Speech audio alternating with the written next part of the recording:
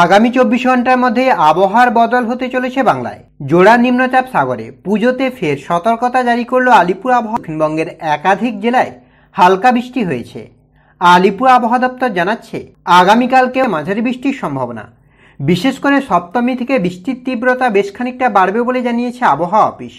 সেক্ষেত্রে আগামী কয়েকদিনে বাংলার আবহাওয়ার কতটা কি পরিবর্তন হতে পারে, কোন কোন জেলায় হালকা বৃষ্টির সম্ভাবনা রয়েছে, কোন কোন জেলায় ভারী বৃষ্টি হতে পারে, এই নিয়ে কি আপডেট উঠে আসছে সবটাই বিস্তারিতভাবে আলোচনা করব এই ভিডিওতে।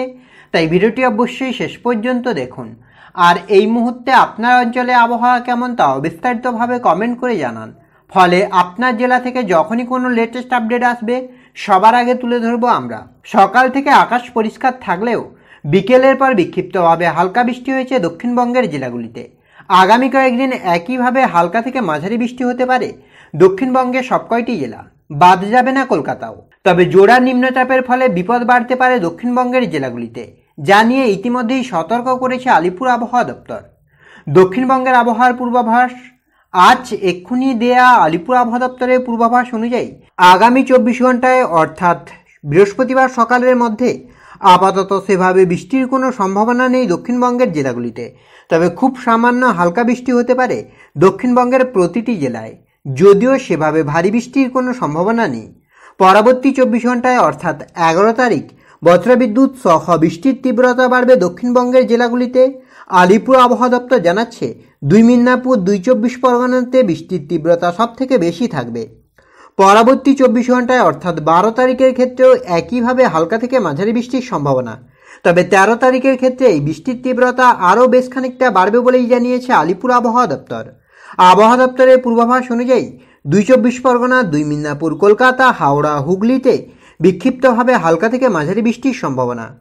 উত্তরবঙ্গের আবহাওয়ার পূর্বাভাস আজ এক্ষুনি দেয়া আলিপুর আবহাওয়া দপ্তরের পূর্বাভাস অনুযায়ী আগামী 24 ঘন্টায় অর্থাৎ বৃহস্পতিবার সকালের মধ্যে বিক্ষিপ্তভাবে হালকা থেকে মাঝারি বৃষ্টি হতে পারে উত্তরবঙ্গের সবকয়টি জেলাতে, যদিও সেভাবে ভারী বৃষ্টির কোনো সম্ভাবনা নেই। পরবর্তী 48 ঘন্টায় অর্থাৎ 11 এবং 12 তারিখ বৃষ্টির তীব্রতা বাড়বে।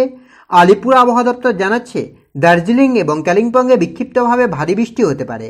পরবর্তী 24 ঘন্টায় অর্থাৎ 13 তারিখের ক্ষেত্রেও বিক্ষিপ্তভাবে হালকা থেকে মাঝারি বৃষ্টির সম্ভাবনা থাকছে দার্জিলিং, কালিম্পং, আলিপুরদুয়ার এবং কোচবিহার জেলার কিছু কিছু অংশে।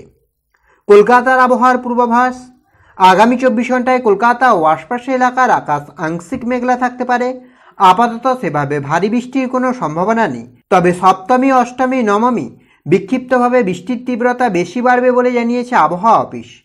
অন্যদিকে বাংলাদেশের আবহাওয়া দপ্তর জানাচ্ছে বাংলাদেশের খুলনা, বরিশাল, চট্টগ্রাম, ঢাকাতে বিক্ষিপ্তভাবে হালকা থেকে মাঝারি বৃষ্টি হতে পারে, যদিও সেভাবে ভারী বৃষ্টির কোনো সম্ভাবনা নেই। তো এই ছিল এই মুহূর্তের আবহাওয়ার আপডেট।